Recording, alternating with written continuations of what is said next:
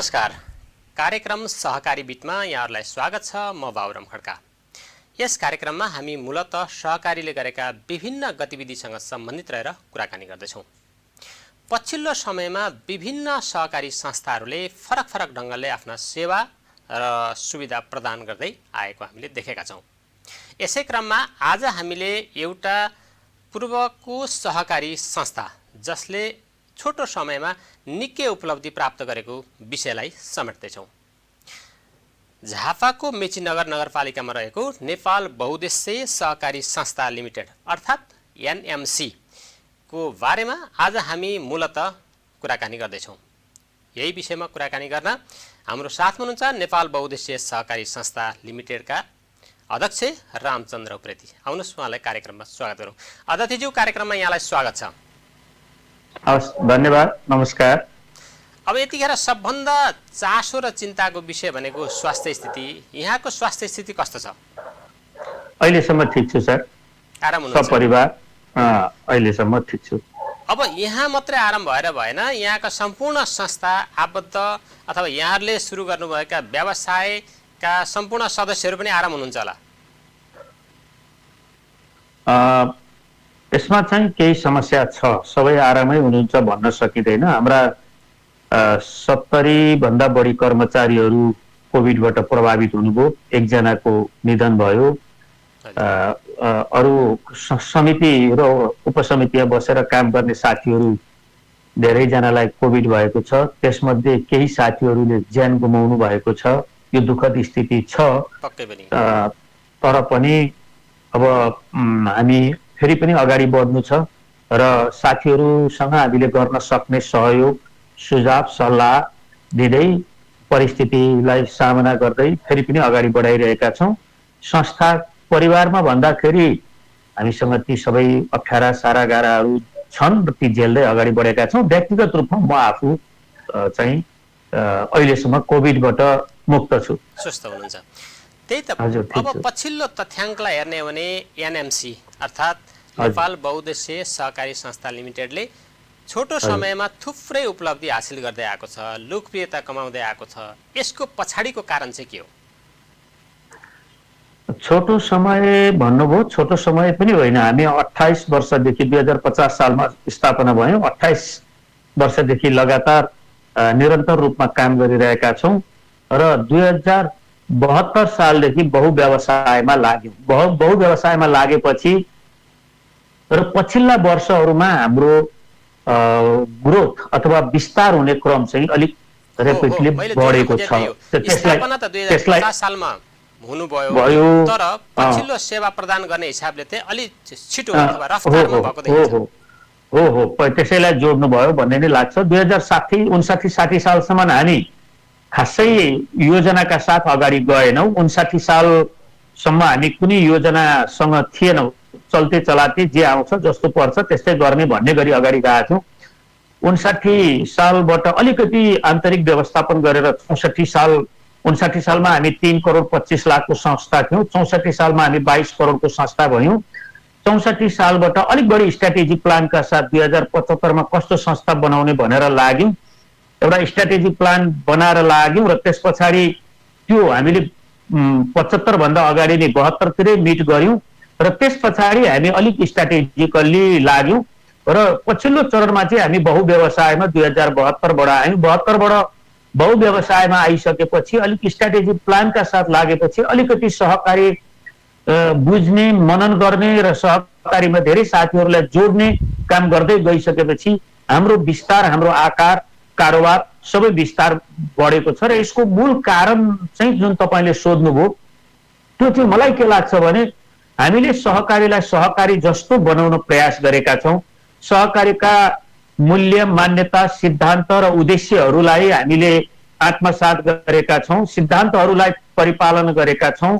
पारदर्शिता, समानता, न्याय र फेयर बिजनेसलाई हामीले जोड दिएका छौँ र यो हामीले व्यावहारिक रूपमा प्रयोग गरेका कारणले मान्छे समुदायको विश्वास एनएमसी प्रति बढ्यो, सदस्यको विश्वास एनएमसी प्रति बढ्यो र हाम्रो कारोबार अलिकति बढी विस्तार पनि भयो। हाम्रा व्यवसायहरू पनि विस्तार भए र व्यवसाय सँगसँगै हाम्रो पहिचान पनि अलिकति अलिक पर पुगेको छ, तपाईँहरूले थाहा पाउनुभयो, यी बोलाउनु भयो, त्यसको कारण पनि यही हो भन्ने मलाई लाग्छ। हजुर, त्यही त। अब यो संस्था खास गरी एनएमसीले दिने सेवा सुविधा अथवा व्यापारिक हिसाबले कतिवटा अहिलेसम्म चाहिँ कतिवटा त्यस्ता सेवा सुविधाहरू उपलब्ध अथवा प्रदान गर्दै आउनुभएको छ यस संस्था मार्फत? यसो भन्दा मैले यसलाई अझै कसरी भन्न पर्ला भने हामी सदस्य केन्द्रित छौँ। सदस्यलाई सन्तुष्ट पार्न कसरी सकिन्छ, सदस्यको आर्थिक क्रियाकलापमा सघाउ पुर्याउने र आर्थिक उन्नति कसरी गर्न सकिन्छ, सदस्यलाई सामाजिक पहुँच बढाउनका लागि, सामाजिक रूपमा उनीहरूलाई अगाडि बढाउनका लागि के गर्न सकिन्छ र सांस्कृतिक रूपमा हामीले साझा संस्कारहरू निर्माण गर्दै अगाडि कसरी जान सकिन्छ भन्ने कुरामा हामीले विशेष ध्यान दिएका छौँ। त्यस हिसाबले हेर्दा हामी अहिले सबभन्दा पहिला सहकारीले आर्थिक क्रियाकलापमा सदस्यहरूलाई संलग्न गराउने र सदस्यहरूको आर्थिक उन्नतिका लागि काम गर्ने गरी हामीले व्यवसायहरू सञ्चालन गरेका छौँ। यसरी हेर्दाखेरि हामीसँग अहिले 5 वटा व्यवसायहरू छन्। बचत तथा ऋणको कारोबार हामीले एकदम सुरुदेखि गर्यौं। सदस्यहरूलाई बचत गर्न सिकाउने अनि बचत गरेको पैसाबाट त्यसको सदुपयोग गर्दै सदस्यहरूलाई सुलभ कर्जा प्रदान गर्ने, सदस्यहरूले त्यो कर्जा लिएर सदुपयोग गर्ने, यसबाट आर्थिक उन्नति गर्ने, आर्थिक क्रियाकलाप गर्ने खालका कामहरूमा सहयोग गरिरहेका छौँ। दोस्रो व्यवसायको रूपमा हामीले सदस्यलाई नै सहयोग पुग्ने गरी डेरी उद्योग 2072बाट सुरु गर्यौं। 2072बाट हामीले उत्पादन सुरु गर्यौं। यसको प्रारम्भिक अध्ययन चाहिँ 68बाटै भएको थियो अनि करिब फ्याक्ट्री बनाउन करिब 2 वर्ष जतिको समय लाग्यो।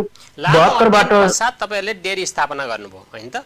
हो, डेरी स्थापना गर्यौं। डेरी आफैमा एउटा जोखिमपूर्ण व्यवसाय थियो, हाम्रो लागि नयाँ पनि थियो, तर पनि हामी त्यो जोखिम मोलेर अगाडि आयौं। किन आयौं भने यो आवश्यक छ। अब निजी क्षेत्रले यो काम गरिरहँदाखेरि उनीहरूले लाभलाई सबभन्दा माथि राखेका हुन्छन्, फाइदालाई सबभन्दा माथि राख्छन्। त्यसो गर्दा सदस्यको हित अथवा किसानको हित त्यति धेरै देखिँदैन। उपभोक्ताको हितमा पनि उनीहरूले कहीँ न कहीँ सम्झौता गर्न सक्छन्। त्यसले गर्दाखेरि यो काम चाहिँ सहकारीले नै गर्नुपर्छ। यसमा हाम्रा सदस्यहरूलाई व्यावसायिक बनाउन सकिन्छ, बजारमा बस्ने उपभोक्ताहरूलाई न्याय गर्न सकिन्छ भन्ने लागेर यो जोखिम मोलेर हामी डेरी व्यवसायमा आयौं। डेरी व्यवसायमा आउँदा हामीले जति समस्याहरूको अनुमान गरेका थियौं वास्तवमा काम गर्दा त्योभन्दा धेरै समस्याहरू रहेछन्, त्यसको फेस गर्यौं र 2-3 वर्षसम्म चाहिँ हामीले घाटामै बिजनेसलाई अगाडि बढायौं। तर अब चाहिँ हामी अहिले 7औं वर्षमा रन गर्दैछौँ र 4थो वर्ष पछाडि चाहिँ हामी एउटा सन्तुलनको अवस्थामा आयौं। अहिले ठिकै अवस्थामा छौं। अहिले 4000 भन्दा बढी किसानहरू हामी डेरी व्यवसायसँग जोडिएका छन्। दैनिक 15,000 लिटर दूध, करिब 14-15,000 लिटर दूध हामी हरेक दिन सङ्कलन गर्छौँ र त्यति नै त्यसका प्रशोधन गरेर बजारमा पठाउँछौँ। यसरी हेर्दाखेरि दूध सङ्कलन केन्द्रहरू पनि अहिले 50-55 वटा जति झापामा विस्तार भएका छन् र यसले समुदायमा एउटा सकारात्मक प्रभाव पारेको छ। हाम्रो उद्देश्य पनि सदस्यहरूको आर्थिक क्रियाकलापमा सघाउने गरी व्यवसाय गर्ने हो। तेस्रो व्यवसायको रूपमा हामीले एकीकृत नमुना कृषि फर्म सुरु गर्यौं। 75 मा हामीले जग्गा किन्यौं। 76, 77 र 77, 78 मा 2 वर्ष हामीले त्यहाँ काम गरेको भयो, धेरै भएको छैन। त्यहाँ 16 बिघा जमिन संस्थाले आफ्नै पुँजी लगाएर खरिद गरेर त्यहाँ विभिन्न कार्यक्रमहरू सञ्चालन गरेका छ। जस्तो बेर्ना बैंक त्यहाँभित्र सञ्चालन गरेका छौँ, गाई फार्म सञ्चालन गरेका छौँ, तरकारी खेती सञ्चालन गरेका छौँ, माछा पोखरी सञ्चालन गरेका छौँ, कस्टम हायरिङ सेन्टर सुरु गरेका छौँ र अरू खालका कामहरू पनि त्यहाँ गर्ने। त्यो एउटा हाम्रा सदस्यहरूको लागि लर्निङ सेन्टरको रूपमा विकास गर्ने र सदस्यहरूलाई खेती गर्न प्रेरित गर्ने कोसिस गरेका छौँ र अनि हाम्रा उत्पादनहरूलाई डाइरेक्ट मार्केटिङ गर्ने र सदस्यका उत्पादनलाई पनि उत्पादन गर्न पनि सघाउने, उत्पादन भएका सामानहरू खरिद गरिदिएर मार्केटमा पनि लैजाने गरीका हाम्रा कोसिसहरू छन्। चौथो व्यवसायको रूपमा हामीले सहकारी पसल सुरु गर्यौं। त्यो 2076 वैशाखबाट सुरु गरेका थियौं र त्यो पसल अहिलेसम्ममा 11 वटा पसलहरू हामीले सञ्चालनमा ल्याइसकेका छौं र ती पसलहरू बाट सदस्यहरूका उत्पादनलाई पनि त्यहाँ ठाउँ दिने, सदस्यहरूलाई उत्पादनमा लाग्न प्रेरित गर्ने र सदस्यहरूलाई चाहिने सामान पनि त्यहाँ उपलब्ध गराउने, मूल्यमा न्याय, सुपथ मूल्य, सही चीज दिने गरी हामी आएका छौं। र पाँचौं व्यवसायको रूपमा हामीले चिया कारखाना स्थापना गरेका छौँ, चिया कारखाना सुरु गरेका छौँ र किसानहरूले हरियो चियापत्ती उत्पादन गर्नुहुन्छ, हामी त्यो किन्छौँ र चिया बनाएर हामी बजारमा लाने गरी अहिले सुरु गरेका छौँ। यसरी हामी अहिले 5वटा व्यवसाय किसानहरूकै आर्थिक क्रियाकलापलाई सघाउने गरी गरिरहेका छौँ। एउटा यो काम भयो आर्थिक क्रियाकलापमा। अर्को चाहिँ अब सदस्यहरूको जन्मदेखि मृत्युसम्ममा विभिन्न समयमा उनीहरूलाई विभिन्न हिसाबले सहयोग गर्ने, साह्रो गाह्रो अप्ठ्यारो सुख दुःखमा साथ दिने गरेका हाम्रा थुप्रै कार्यक्रमहरू छन्। त्यो कार्यक्रमहरूलाई अगाडि बढाइरहेका छौँ। मैले जोड्न खोजेको चाहिँ एउटा सहकारीले बचत तथा ऋणको कारोबार गर्ने कुरा सुरुवातमा गरेको छ, ठिक छ। क्रमशः डेरीको पनि उत्पादन हुन थाल्यो अथवा तिनै किसानहरू तिनै सदस्यहरू हुन सक्छन्। ती सदस्यहरू अथवा सर्वसाधारणबाट दुध जम्मा गर्ने, फेरि उनीहरूलाई नै जो बेच्छन् त्यसपछि अरू किन्नेलाई पनि सहयोगको कुरा भयो। यहाँले नमुना कृषि फर्मको कुरा गर्नु असाध्यै राम्रो। अहिलेको समयमा कृषिमा हामी आत्मनिर्भर हुनका लागि जति प्रयत्नहरू भइरहेका छन् ती कता कता अपुरो भइरहेको अवस्थामा यहाँहरूले गरिरहनु भएको छ। अर्को सहकारी पसलका कुरा छन्, चिया प्रशोधन, चिया उद्योगको कुरा छ। सबै 101 अत्यन्त आवश्यक। प्रत्येक व्यक्तिलाई बिहान उठेदेखिबाट बेलुका नसुतुन्जेलसम्मका लागि आवश्यक पर्ने सेवा सुविधा व्यवसाय यहाँहरूले सञ्चालन गर्नुभएको छ। सामान्यतया नि यो अरूले गर्ने व्यवसाय र एउटा सहकारीले गर्ने व्यवसायमा के अन्तर छ? एकदमै राम्रो प्रश्न ल्याउनुभयो। व्यक्तिले अथवा कम्पनीले प्राइभेटले गर्ने व्यवसाय र सहकारीले गर्ने व्यवसायको बीचको उद्देश्यमा फरक छ। पहिलो कुरा, उद्देश्य निजी क्षेत्रले गर्ने व्यवसायको पहिलो उद्देश्य नाफा हो, दोस्रो उद्देश्य नाफा हो र तेस्रो उद्देश्य पनि नाफा हो। नाफाका लागि निजी क्षेत्रले व्यवसाय गर्ने हो। त्यहाँ नाफा हुँदैन भने उसले सोचेको जति प्रफिट देख्दैनन् भने त्यो क्षेत्रमा निजी व्यवसाय जाँदैन। तर सहकारीको उद्देश्य भनेको पहिलो उद्देश्य सदस्यको आवश्यकता पूरा गर्नु हो, दोस्रो उद्देश्य संस्था र व्यवसाय टिकाउनका लागि नाफा हो। यसरी फरक। हाम्रो चाहिँ सदस्यको आवश्यकता परिपूर्ति गर्ने उद्देश्य हुन्छ पहिला। त्यसै कारण हामीले डेरी खोल्दाखेरि ठुलो जोखिम बोल्यौँ। अहिले सहकारी पसल खोलिँदा पनि जोखिम छ, कृषिमा पनि जोखिम छ। तर हामीले देखेको के हो भने हाम्रा सदस्यहरूको सिकाइमा विकास हुन्छ भने, उनीहरूको उत्पादनले बजार पाउँछ भने हामी सन्तुष्ट हुन्छौँ। तर त्यही काम निजी क्षेत्रले गर्नु पर्यो भने नाफा भए मात्रै गर्ने हो। त्यसकारण सबभन्दा पहिलो फरक चाहिँ सहकारीले गर्ने व्यवसाय सदस्यको आवश्यकता परिपूर्ति गर्ने गरी, सदस्यको व्यवसायलाई प्रवर्धन गर्ने गरी, सदस्यको आवश्यकता पूरा गर्ने गरी हुन्छ। र दोस्रो फेरि सहकारीले गर्ने व्यवसायले पनि नाफा गर्नुपर्छ। नाफा गरेन भने त्यो व्यवसायले निरन्तरता पाउँदैन। कहिलेकाहीँ हुन्छ नि सस्तो लोकप्रियताको लागि केही समय हाटौट गर्ने, त्यस पछाडि त्यो बन्द भयो भने त सुविधा त पाएन सदस्यले। अनि अर्को फरक, महत्त्वपूर्ण फरक अर्को के भन्दा भिन्न पनि के छ, यहाँले प्रश्न गर्दा मलाई खुसी लाग्यो।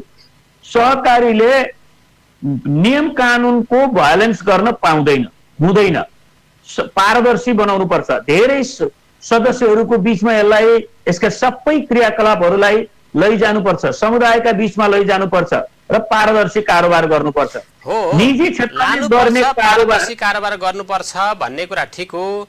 र बीचमा केही समस्या आएको पनि यहाँहरूलाई थाहा छ। यो क्षेत्रमा लामो समयदेखि यहाँहरू लाग्नु भएको छ। यसमा शुद्धिकरण गर्दै लानुपर्ने आवश्यकता त छँदैछ। यहाँले भन्नुभएको ठिक छ, एनएमसीले त्यसरी काम गरिरहेको छ। यो उदाहरणीय कार्य हुनसक्छ, अरूको लागि एउटा नमुना हुनसक्छ, होइन त? म अलिकति सक्न चाहन्छु। हामीलाई के समस्या छ भन्दा, म यो लोकप्रिय सञ्चार माध्यमबाट हामीले अरूले पनि थाहा पाउने गरी राख्नुपर्ने कुरा के हुन्छ भने, जस्तो हामीले यो व्यवसायमा आउँदा निजी क्षेत्रसँग प्रतिस्पर्धा त यो व्यवसाय फेरि निजी क्षेत्रसँग हुन्छ। तर निजी क्षेत्रले कहाँ कमजोरीहरू छन् ती छिद्रहरू पहिल्याएर त्यहाँबाट छिर्ने कोसिस गर्ने हो। तर सहकारीले गर्ने व्यवसायमा ती कमजोरीहरू छिद्रहरू खोजेर त्यहाँबाट छिर्न सहकारीले पाउँदैन, मिल्दैन, हुँदैन। त्यसो हुँदाखेरि हामीले गर्ने व्यवसायहरूलाई प्रतिस्पर्धी बनाउन निकै धेरै मेहनत गर्नुपर्ने अवस्था छ। अहिलेको जस्तो अवस्थामा, जस्तो हाम्रो मुलुकमा, हाम्रो समाजमा ऐन कानुन नियम नीतिहरूको 100% कार्यान्वयन नभइरहेको ठाउँमा प्राइभेट सेक्टर तर्किन सक्छ, छिर्न सक्छ। तर सहकारीले ती सबै पालना गरेर जानु पर्दाखेरि आउने समस्याहरू चाहिँ सहकारी व्यवसायका एक खालका समस्याहरू हुन्। जस्तो हामी सहकारी पसलमा गइरहेका छौँ, ओपन सेक्रेट जस्तो छ, अन्डर इन्भोइस, माल एकातिर हुन्छ, बिल एकातिर हुन्छ। तर सहकारीले त अब त्यसलाई एउटै ठाउँमा ल्याउनु पर्दाखेरि कैयौं समस्याहरू हामीले बिहोर्नु पर्ने स्थिति छ। खुला सिमानाका कारणले 19-20 तलमाथिबाट आएका सामानहरू हामी खरिद गर्न सक्दैनौँ, तर निजी क्षेत्रले ती कुराहरूलाई एक्सेप्ट गर्न सक्छ। यस्ता कैयौं कुराहरू छन्। जस्तो डेरी उद्योगमा पनि निजी क्षेत्रले गर्ने कारोबारमा त्यहाँ इमान्दारी त 100% हुन्छ कि हुँदैन भन्न सकिँदैन, नगरेर पनि उनीहरू कहिलेकाहीँ तर्किन सक्छन्। तर एनएम सहकारीले गर्ने काम चाहिँ भने बमोजिम नै बोले बमोजिम नै लिखत अनुसार नै सबै गर्नुपर्छ। त्यसकारण निजी क्षेत्रसँग बलियो निजी क्षेत्र, अझ मैले निजी क्षेत्र मात्रै भन्दिनँ, स्थापित र बलियो निजी क्षेत्रसँग प्रतिस्पर्धा गरेर व्यवसाय गर्न सहकारीका लागि सजिलो छैन। तर त्यसो भनेर सहकारी चाहिँ अगाडि नआउने हो भने सहकारीको भूमिका चाहिँ के त? फेरि सहकारीले कहिले काम गर्छ त? सहकारीले काम नगरी चुप लागेर बस्ने पनि सहकारी किन चाहियो? बन्द गर्दै भइगयो। त्यही कारणले समस्याका बावजुद समस्याहरू समाधान गर्दै अगाडि आउनुपर्छ भन्ने मान्यता एनएमसीले राख्छ। हजुर, त्यही त बाह्य मुलुकमा सहकारीको विशेषता, महत्त्व, त्यसको पदयात्रा असाध्यै राम्रो छ, धेरै छ। तर हाम्रो मुलुकमा चाहिँ भर्खर त्यसमा भिज्ने, त्यसमा सहभागी हुने, त्यसको महत्त्व र त्यसको सिद्धान्त अनुसार, उद्देश्य अनुसार सहकारी चल्न थालेको भर्खर भएको छ। केही राम्रा पक्षहरू छन्, केही राम्रा सहकारीले सिद्धान्त अनुरूप गरिरहेका छन्, तर पछिल्लो समयमा केही जनगुनासो आएको कुरा पनि छँदैछ। अब वास्तवमा ससाना किसानहरू हुन् अथवा सर्वसाधारण हुन् अथवा ससाना व्यापार गर्ने व्यवसायीहरू हुन्, ती सबैको भलो चिताउने उद्देश्यले ती सबैलाई एकीकृत गरेर सानो सानो रकम जम्मा गरेर ठुलो रकम गरेर केही गर्ने हो, उनीहरूकै उन्नयनका लागि केही गर्ने हो भन्ने सामान्यतया सहकारीको उद्देश्य होइन त? त्यसअनुसार यहाँहरू पनि लागिरहनु भएको छ। अब यहाँले भन्नुभयो 4वटा त कम्प्लिट भइसक्यो, 5औं व्यवसायमा 5औं हाम्रा ठुला कार्यमा यहाँहरू लागिरहनु भएको छ। कतिको समस्या देखिन्छ यहाँ यी कार्यहरू गरिरहँदाखेरि? त्यसबाट प्रत्यक्ष रूपमा चाहिँ यहाँहरूका शेयर सदस्यहरू, थुप्रै शेयर सदस्य होलान् होइन, त्यसलाई उहाँहरूलाई चाहिँ कति प्रभावकारिता का साथ उहाँहरूलाई सहयोग पुर्याइरहनु भएको छ, लाभांश दिइरहनु भएको छ? यो एउटा महत्त्वपूर्ण पक्ष होला जस्तो लाग्छ क्या। यति ठुलो प्रोजेक्टमा यहाँहरू सहभागी हुँदै जाँदाखेरि शेयर सदस्यहरूको सन्तुष्टि, शेयर सदस्यहरूलाई प्रत्येक वर्ष दिने लाभांशका कुरा होलान् होइन, कसरी कस्तो अवस्था छ, त्यो कस्तो मोडालिटी छ बताइदिनुहोस् न। धन्यवाद। यो हामी सदस्यहरूको पैसा लिने, सदस्यहरूको नियन्त्रणबाट व्यवसाय गर्ने, सदस्यहरूलाई पहिलो केन्द्रबिन्दुमा राख्ने र सदस्यहरूको हितमा काम गर्ने नै हो सहकारी भनेको। सहकारीले त्यसो गरेन भने त्यो सहकारीले उद्देश्य अनुसार काम गरेन भन्ने अर्थ लाग्छ। हामीले सदस्यहरू जस्तो हामीसँग अहिले यो 2078 साल श्रावण मसान्तमा आइपुग्दा 1,07,000 प्लस सदस्यहरू छौँ। सदस्यहरूबाट 2-4,000, 5,000, 10,000, 1,00,000, 2,00,000 सङ्कलन गरेको सेयर पुँजी 1 अरब 12 करोड भन्दा माथि रहेको छ। सदस्यहरूले जम्मा गरेको बचत 9 अरबको हाराहारीमा छ र सदस्यहरूको बीचमा लगानी करिब 9.5 अर्ब रुपियाँ हामीले लगानी गरेका छौँ र त्यहाँ सदस्यहरूलाई हामीले अरूलाई भन्दा राम्रो बचतमा ब्याज दिएका छौँ र सदस्यहरूलाई कम प्रतिस्पर्धी ब्याज दरमा कर्जा लगानी गरिरहेका छौँ।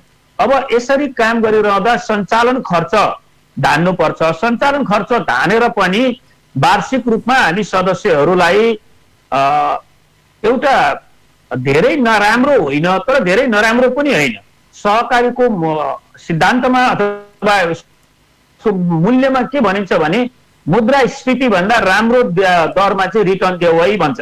मुद्रास्फीति गत वर्षको त हाम्रो निकै कम नै थियो। अब अहिले हामीले लाभांश दिइरहेको चाहिँ गत वर्ष पनि 12% हो, यो वर्ष पनि 12-13% हामी बचतमा सेयर लगानीमा चाहिँ लाभांश दिन सक्छौँ र कारोबारको आधारमा संरक्षित पुँजी कोषबाट सदस्यहरूलाई जसले बढी कारोबार गर्नुभयो, जसले धेरै ब्याज तिर्नुभयो, जसले धेरै ब्याज पैसा राखेर पाउनुभयो, जसले धेरै कारोबार गर्नुभयो संस्थाहरूसँग, उहाँहरूसँग संरक्षित पुँजी कोषको पैसा पनि फिर्ता गर्छौँ। यसरी हेर्दाखेरि सदस्यहरूलाई हामीले उचित प्रतिफल दिन सकेका छौँ यो व्यवसायबाट। यद्यपि हामीले अहिले गरिरहेका 5 वटा व्यवसाय मध्ये 2टा व्यवसाय मात्रै अहिले हामी नाफामा छौँ। 3टा व्यवसाय भर्खरै सुरु गरेको, धेरै अवधि नभएको हुनाले ती 3टा व्यवसाय खास गरिकन नमुना कृषि फर्म, एकीकृत नमुना कृषि फर्म, सहकारी पसल र चिया व्यवसाय अहिले घाटामा छ।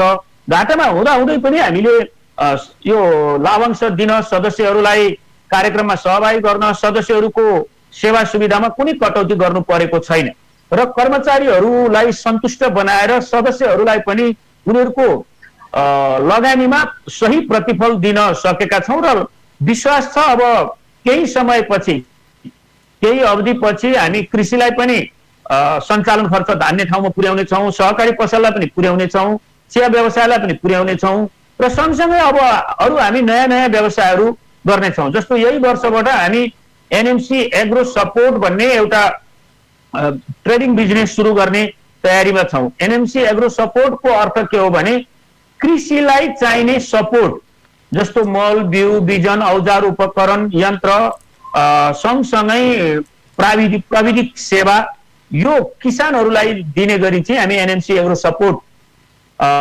बिजनेस ल्याउँदैछौँ र अरू खालका अब उत्पादनमा जाने गरी चामल, कृषि, एग्रो बेस्डका इन्डस्ट्रिजहरूमा जान चाहिरहेका छौँ। यी व्यवसायहरूलाई हामीले एक खालको सञ्चालनमा स्वास्थ्य स्थिति बाँकी 3टा व्यवसायको पनि हुने बित्तिकै अरू नयाँ व्यवसाय थप गरेर जान्छौँ। सदस्यहरूलाई सदस्यको व्यवसायमा सपोर्ट गर्छौँ र उनीहरूको लगानीमा उचित प्रतिफल दिने विश्वासका साथ भन्न सकिन्छ र अहिलेसम्म दिइरहेको स्थिति छ। हजुर, त्यही त। अब यतिखेर असाध्यै मुलुक विषम परिस्थितिमा छन्, हाम्रा व्यवसायहरू विषम परिस्थितिसँग हामी जुधिरहेका छौँ। हरेक व्यवसायहरूमा त्यो अवस्था छ। तथापि एनएमसीले आफ्ना शेयर सदस्यहरूलाई त्यो दिनु भनेको उल्लेखनीय नै छ। हामी दर्शकवृन्द कार्यक्रम सहकारी बिटमा छौँ। आज हामी मूलतः एनएमसी अर्थात् झापाको मेचीनगर नगरपालिकामा रहेको नेपाल बहुउद्देश्य सहकारी संस्था लिमिटेडको गतिविधिका बारेमा चर्चा गर्दैछौँ। हाम्रो साथमा हुनुहुन्छ सोही संस्थाका अध्यक्ष रामचन्द्र उप्रेती। उहाँसँगको कुराकानीको क्रम जारी नै छ, तर अहिले हामी छोटो विश्राम लिन्छौँ। विश्रामपछि पुनः उपस्थित हुने नै छौँ। हेर्दै रहनुहोला विराट टेलिभिजन।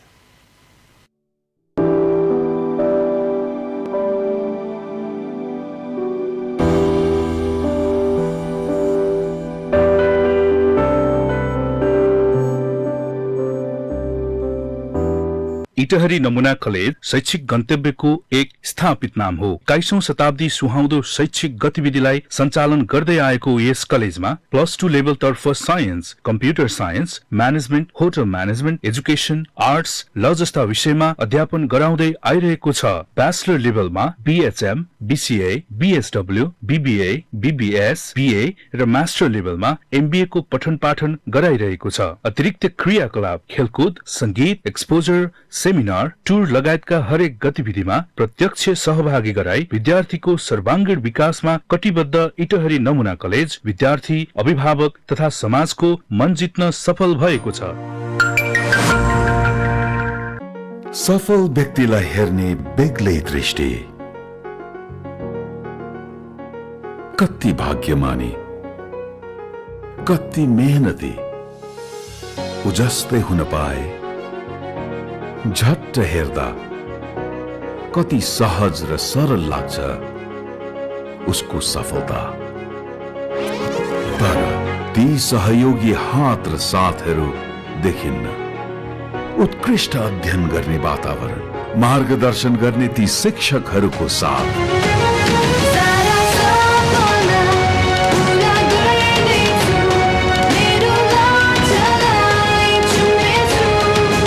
आज मसँग विश्वविख्यात युके डिग्री छ, तर कहिल्यै घर र परिवारबाट टाढिनु परेन। इटहरी इन्टरनेशनल कलेज, सुन्दर हरैचा 4, मोरङ।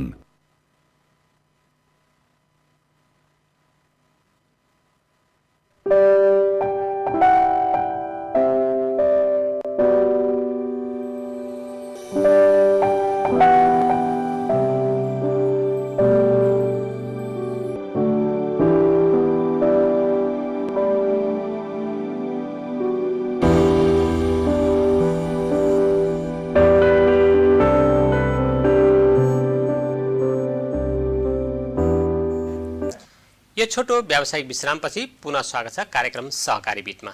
आज हामी झापाको मेची नगरपालिकामा रहेको नेपाल बहुउद्देश्य सहकारी संस्था अर्थात् एनएमसी को बारेमा कुराकानी गर्दैछौँ। हाम्रो साथमा हुनुहुन्छ सोही संस्थाका अध्यक्ष रामचन्द्र उप्रेती। अब अध्यक्षज्यू विगत लामो समयदेखि अथवा सुरुदेखि स्थापना कालदेखि यहाँ अध्यक्ष भएर बसिरहनु भएको छ। पद छोड्न चाहिँ साह्रै गाह्रो भएको हो कि पद छोड्न नदिएका हुन् साथीहरूले? यो कस्तो हुँदो रहेछ भने पदमा बसिरहने पनि यी सबै सन्दर्भ पर्दा रहेछन्। पद छोड्न गाह्रो भएको होइन, तर आवश्यकता भयो भन्नुहुन्छ साथीहरू। त्यसो भएको हुँदा छोड्नु पनि पाइया छैन। फेरि यस्तो पनि नहोस् कि फलानु इन्जेल चाहिँ संस्था ठिकै छ, फलानु भएको नहुँदा चाहिँ संस्था हुँदैन भन्यो भने त त्यो चाहिँ हाम्रो सफलता होइन, मेरो सफलता होइन। त्यसकारण हामी संस्थामा सुरुदेखि छौँ, अहिलेसम्म छौँ, लगातार छौँ। यसो हेर्दा तपाईँका प्रश्नले ठिकै मोड समातेको हो कि छोड्न नचाहेको हो कि छोड्न सकस भएको हो कि भन्ने पनि लाग्न सक्छ। त्यस्तो होइन, आवश्यकताले चाहिँ होइन, तैँले चाहिँ यो गरिराखेकै छस्, ठिकै भएको छ, अहिले छोडिहाल्ने बेला भएको छैन भनेको हुनाले म छु। तर म नहुँदा पनि यो संस्थालाई नेतृत्व गरेर जान सक्ने गरेको हाम्रो तहगत नेतृत्व टिम निर्माण भएको छ। सायद म अलिक भाग्यमानी मान्छे हुँ, मैले यो अवसर पाइरहेँ र सँगसँगै सबैले विश्वास गरेर मलाई यो अवसर दिनुभयो। र अर्को बसिरहनुको अर्को एउटा रात चाहिँ के हुन सक्छ भने यदि संस्था मैले नेतृत्व गर्दाखेरि अगाडि बढ्न सकेन, अप्ठ्यारो भयो अथवा यसलाई सही बाटोमा हिँडाउन सकिएन, सहकारी जस्तो बनाउन सकिएन भने प्रश्न अलिक बढी उठ्न सक्छन्। त्यस्तो बेलामा होइन, अहिले ठिकै ढङ्गले अगाडि बढिरहेको छ। यसले सदस्यहरूका बिचमा आफ्नो कार्यक्रमहरू लगेर सदस्यहरूलाई पनि एउटा सेवा दिन सकेको छ, सहकारीलाई पनि अगाडि बढाउन सकेको छ। त्यसो भएको हुनाले नै यो अवसर मैले पाइरहेँ होला र मलाई साथीभाइहरूले विश्वास गर्नुभयो होला। त्यस अर्थमा म भाग्यमानी पनि ठान्छु। यसको अर्थ म सधैँ बस्नुपर्छ भन्ने होइन, मैले छोड्नुपर्छ। र मैले छोड्दाखेरि पनि 101 यसलाई नेतृत्व गरेर लिएर जाने साथीहरूको टिम एनएमसी भित्र छ। मैले अहिले चाहिँ यति नै भन्नु यसका बारेमा। हो, त्यही त। यहाँले छोड्दै गर्दाखेरि पनि त्यो खालको मेकानिजम, त्यो खालको यहाँले तयार पार्नुभएको छ पक्कै पनि। एकदम छ। यहाँले छोड्दै जाँदाखेरि पनि समस्या हुँदैन। तथापि आवश्यकता र औचित्यको आधारमा व्यक्तिको जरुरत रह्यो भने त धेरै लामो वर्षसम्म पनि रहन सकिन्छ नि। त्यो संस्थाको आवश्यकता, शेयर सदस्यहरूको आवश्यकता, औचित्य अथवा भोलि संस्थालाई यो व्यक्ति चाहिँ आवश्यक पर्छ भनेपछि, किनकि संस्था सबैको हाँक्न सक्ने क्षमता भएको, नेतृत्वदायी भूमिका निर्वाह गर्न सक्ने व्यक्ति सबैमा हुँदैन, थोरै व्यक्तिमा हुन्छ भन्ने कुरा त छँदैछ। अब सबभन्दा महत्त्वपूर्ण कुरा चाहिँ संस्थागत विकास र संस्थागत सुशासन हो। संस्थागत विकास र संस्थागत सुशासन भयो भने दिगो विकासका आधार स्तम्भहरू बलिया भयो भने त्यहाँ नेतृत्व जो आएर पनि त्यो संस्थालाई अगाडि लैजान सकिन्छ। त्यो कुराको विकास हामीले एनएमसी भित्र गरेका छौँ भन्ने म विश्वास दिलाउन चाहन्छु। हजुर, त्यही त। अब एनएमसीले थुप्रै काम गरेको र थुप्रैलाई रोजगारी दिएको अवस्था छ। वास्तवमा एउटा सहकारी सदस्यहरूलाई मात्रै होइन, अरू थुप्रैको घर व्यवहार सम्हालेको छ अथवा त्यो सेवा प्रदान गरेको छ, त्यो रोजगारी दिएको छ। अहिले कतिजना त्यहाँ चाहिँ आबद्ध हुनुहुन्छ अथवा रोजगारी दिलाइरहनु भएको छ? सङ्ख्या कति छ लगभग? अहिले प्रत्यक्ष रोजगारीको हिसाबले 850 जना प्लस प्रत्यक्ष रोजगारीमा हुनुहुन्छ। यो सङ्ख्या बढ्दैछ। अहिले हामी परीक्षा प्रणालीहरू चालु गरिरहेका छौँ, सूचनाहरू निकालिरहेका छौँ र यो पुरा हुँदै जाँदा लगभग यो आर्थिक वर्षभित्रमा अरू 50 जना जति थपिने गरेर 900 जति मान्छेहरू प्रत्यक्ष रोजगारीमा जोडिनु हुनेछ र उहाँहरू सबै सदस्य हो। फेरि हामीसँग कस्तो छ भने पहिला झापा मात्रै कार्यक्षेत्र थियो, झापाभित्रबाट धेरै मान्छेहरू लिन्थ्यौँ। अहिले चाहिँ मोरङ र इलाम पनि कार्यक्षेत्र भएको हुनाले हामीले त्यहाँबाट पनि लिन्छौँ र सदस्य कर्मचारी बन्न सदस्य हुन अनिवार्य छैन। तर कर्मचारी भइसकेपछि चाहिँ निश्चित रकमको सेयर किनेर सदस्य बन्न आवश्यक छ र त्यस हिसाबले हाम्रा सबै कर्मचारीहरू संस्थाका सेयर सदस्य हो। त्यसो भइदियो भने चाहिँ म जागिर खाना मात्रै होइन मेरो संस्था बनाउन पनि आएको छु, म मेरो संस्था बनाउन जरुरी छ भन्ने आफूलाई अपनत्व फिल हुन्छ नि, हैन र? हो, त्यो फिल गराउनु पर्छ। खालि जागिरे मानसिकताले मात्रै सहकारीमा काम गरेर पुग्दैन भनिन्छ। यो दिमागले मात्रै काम गरेर हुँदैन, यसले मनले काम गर्नुपर्छ, हृदयले काम गर्नुपर्छ भन्ने जुन फिलिङ छ, त्यो फिलिङ हामी यहाँ कर्मचारीहरूको बिचमा विकास गर्न कोसिस गरिरहेका छौँ र केही हदसम्म हामी सफल छौँ भन्ने मेरो बुझाइ हो। हजुर, अब पछिल्लो खास गरी अब बचत तथा ऋण प्रदान गर्ने कुरामा त्यति धेरै सबैले गर्दै आएका कुरामा त्यति ठुलो महत्त्व राख्दैन। त्यस पछाडि डेरी जुन दुध ल्याउने बिक्री गर्ने असाध्यै महत्त्वपूर्ण कुरा, त्योभन्दा अर्को महत्त्वपूर्ण कुरा चाहिँ तपाईँले नमुना कृषि फर्म जुन सुरु गर्नुभएको छ, यसको बारेमा अलिकति कुराकानी गरौँ। यो परिकल्पना कसरी आयो? ठिक, म सबभन्दा पहिला हामी बचत तथा ऋणको कारोबार गरिरहेका थियौँ। डेरी किन खोल्नु पर्यो भन्ने अर्थमा थोरै भन्छु र त्यस पछाडि म त्यहाँ सँगसँगै कृषिमा जान्छु। हजुर, डेरी किन खोल्नु पर्यो भन्दा त्यसका चाहिँ मुख्य कारण हामी बहुद्देश्य सहकारी, बहुद्देश्य भए बापत एउटा मात्रै व्यवसाय गरेर बहुद्देश्य हुँदैन, अर्को पनि व्यवसाय गर्नुपर्छ भनेर व्यवसायको खोजीमा जाँदाखेरि हामीले दोस्रो व्यवसायको रूपमा डेरीमा पुग्यौँ। किन पुग्यौँ भने हाम्रा सदस्यहरू, अधिकांश सदस्यहरू गाउँमा बस्नुहुन्छ, सहरको छेउछाउ बस्नुहुन्छ, अनि गाउँमा बसेका सदस्यहरूलाई तपाईँहरू बचत गर्नुहोस्, ऋण लानुहोस् भनेर भन्दाखेरि उहाँहरू किन लाने, ऋण लगेर के गर्नु, केही हामीसँग काम छैन भन्ने। अनि गाउँमा बसेपछि गाई पाल्नुहोस्, भैँसी पाल्नुहोस्, बाख्रा पाल्नुहोस्, मासु बिक्छ, अब कसैले पाल्नुहुन्छ सुँगुर पाल्नुहोस्, यो ढङ्गले जानुहोस् भनेर भन्दाखेरि उहाँहरू गाई भैँसी पाल्यो, दुध बिक्दैन, अनि दुध नबिकेपछि के गर्नु र, बिहानको बेचो बेलुकाको बिक्दैन, बिक्यो भने पनि समयमा पैसा आउँदैन, कतिपय अवस्था पैसै दिँदैनन्, यस्तो समस्याहरू देखाएपछि त्यसलाई हामीले बोध गर्यौँ, हो वास्तवमा यो समस्या छ भन्ने फिल गरेपछि अब हाम्रा सदस्यहरूको व्यवसायलाई प्रवर्धन गर्नका लागि, उनीहरूलाई सुरक्षित बनाउनका लागि एनएमसीले अलिक ठुलो लगानीमा डेरी उद्योग खोल्नु पर्छ भन्ने फिल गर्यौँ र अनि हामीले डेरी उद्योग खोल्यौँ। त्यसो गर्दा हाम्रा दुईटा फाइदा भयो। एउटा, हामी एकल व्यवसायबाट बहु व्यवसायमा गयौँ, यो उद्देश्य पनि पुरा भयो। अर्को कुरा, हाम्रा सदस्यहरूको आर्थिक विकासका लागि उनीहरूको उत्पादनमा हामीले उत्पादनको बजार बनाइदियौँ भने सदस्यको आर्थिक विकास पनि हुने भयो र हामी डेरी उद्योगमा गयौँ। त्यस पछाडि डेरी उद्योगमा गइसकेपछि हामी किसानसँग अलिक धेरै जोड्यौँ, किसानका गोठमा गयौँ, घरमा गयौँ, किसानका उत्पादन लागत कम गर्नका लागि विभिन्न तौर तरिकाहरूका बारेमा अन्तर्क्रिया गऱ्यौँ, छलफल गऱ्यौँ। तर के देख्यौँ भने किसानलाई हामीले करेसाबारी खेतीमा अलिकति जोड्न खोज्यौँ। तपाईँका उत्पादनहरू दुध मात्रै होइन, अब तरकारी पनि उत्पादन गर्नुहोस् र त्यो पनि हामी किनिदिन्छौँ, यसबाट सदस्यको आय स्रोत बढ्छ, हामी बजारमा लगिदिन्छौँ भनेर भन्यौँ।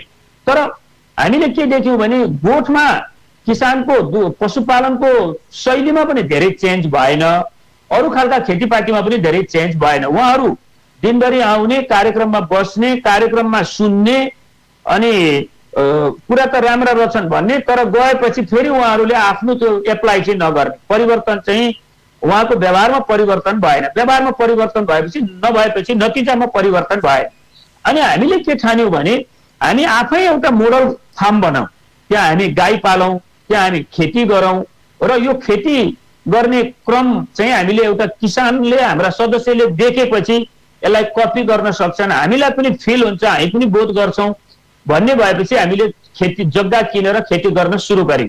खेती गर्दाखेरि हामीले त्यहाँ गाई फार्म पनि बनायौँ, हामीले गाई कसरी पाल्नुपर्छ, कसरी लागत कम गर्न सकिन्छ भन्ने कुराको बारेमा प्रयोग गरिरहेका छौँ। अनि त्यसै गरी हामीले यो अहिले फलका बिरुवा तपाईँ बजारमा किन्न जाँदा पाउनुहुन्छ, फुलका बिरुवा पाउनुहुन्छ, तर तरकारीका बिरुवा पाउनुहुन्छ। हामीले चाहिँ फोकस के गर्यौँ भने बेर्ना ब्याङ्क बनाएर तरकारीका मौसम बेमौसम अनुसारका तरकारीका बिरुवाहरू बनाएर ती चाहिँ उमारेर त्यो बेच्न सुरु गर्यौँ। र अहिले हामीले गत वर्ष मात्रै 1 लाख भन्दा बढी तरकारीका बिर्नाहरू बेचेका छौँ, घाँसका बिर्नाहरू बेचेका छौँ। त्यसबाट संस्थालाई फाइदा धेरै छैन, फाइदा धेरै होइन, अहिले हामी घाटामा छौँ। त्यहाँ 2 जना कर्मचारी छन्, त्यो 2 जना कर्मचारी बेर्ना बेचे पैसाले नपालिन सक्छ, किनभने हाम्रो सेवा सुविधा आदि इत्यादि अलिकति एउटा स्ट्यान्डर्डमा भएको हुनाले अलिक गाह्रो होला। तर 1 लाख बिरुवा किसानका घरमा गए, कौशीमा गए, करेसाबारीमा गए, खेतीमा गए र तिनीहरूले केही न केही त उत्पादन दिए नि। 20,000 मरेछन् भने पनि 80,000 बिरुवाले उत्पादन दिएर त्यसले चाहिँ केही न केही उत्पादन बनायो। अनि दोहोर्याएर तेर्याएर मान्छेहरू चाहिँ हामीसँग बिरुवा किन्न आउनु भएको छ, अहिले पनि लगिरहनु भएको छ, अहिले पनि काम गरिरहनु भएको छ। त्यसले समाजमा, हाम्रा समुदायमा एउटा बेनिफिट दिएको छ।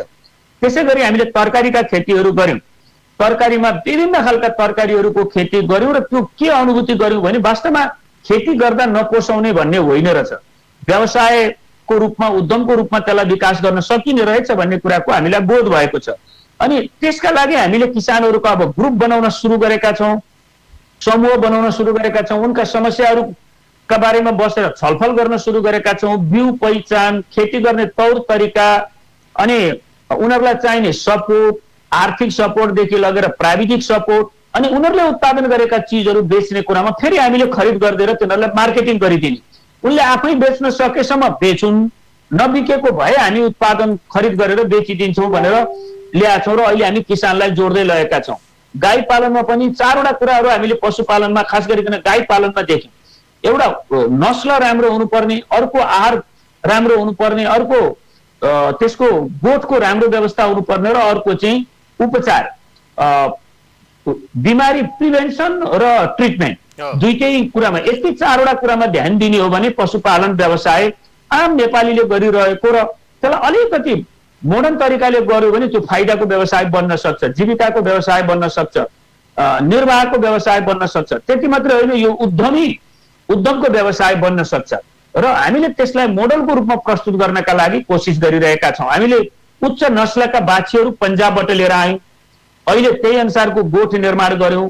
अनि दानामा होइन, अहिले साइलेज बनाउने प्रविधिको विकास गर्यौँ र त्यसलाई एक्सेप्ट गर्यौँ भनौँ न, विकास हामीले गरे होइन, त्यो अलरेडी थियो।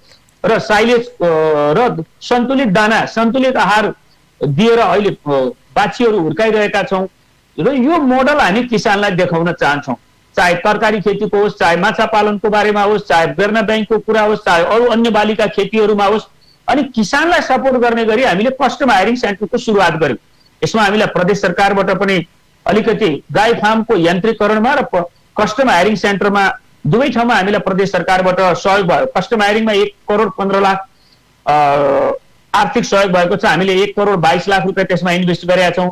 गाई फार्मको यन्त्रीकरणमा प्रदेश सरकारको आधी, यहाँहरूको आधा गरेर कस्टम हायरिङमा त्यही आधी जस्तो भयो। 1,15,00,000 प्रदेश सरकारको, 1,22,00,000 हाम्रो थियो, आधा आधा नै भयो। प्रदेश सरकारले दिएको अनुदान हो हैन त?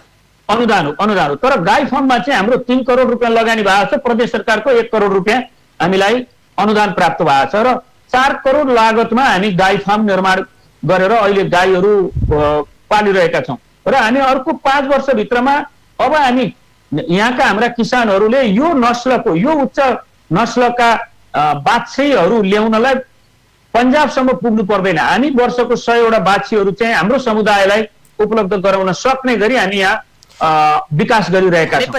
अनि त्यो स्रोतको रूपमा काम गर्दै हुनुहुन्छ अहिले?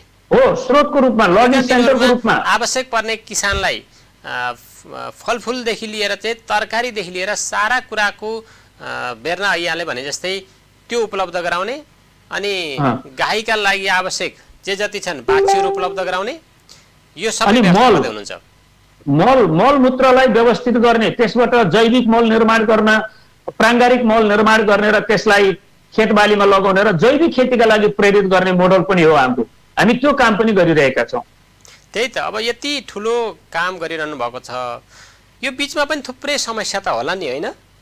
किनकि अरू बहुउद्देश्य सहकारी संस्थाले पनि हेरिरहनु भएको होला, त्यहाँका अध्यक्षज्यूहरूले, व्यवस्थापकज्यूहरूले अथवा अन्य बहुउद्देश्य सहकारी संस्थाले पनि हेरिरहेको होला, कसरी चाहिँ गर्ने भन्ने कुरा चाहिँ। यसको लागि चाहिँ योजनै चाहियो होइन त? अनि यस्तो कुरा हो, हामी जसले हेरिरहनु भएको छ, जसले गर्न खोज्नु भएको छ, जसले थुप्रै साथीहरू आउनुहुन्छ, यसमा मैले चाहिँ यसमा अलिकति जोड दिएर के भन्न चाहन्छु भनेदेखि हामीले यो काम किन गरिरहेका छौँ भन्ने कुरामा पहिला क्लियर हुन जरुरी छ। पक्कै पनि हामी यो सहकारीले गर्ने व्यवसाय किन गरिरहेका छौँ भन्ने कुरामा क्लियर हुन जरुरी छ। त्योभन्दा पहिला हामीले सहकारी किन चलाइरहेका छौँ भन्ने कुरामा क्लियर हुन जरुरी छ।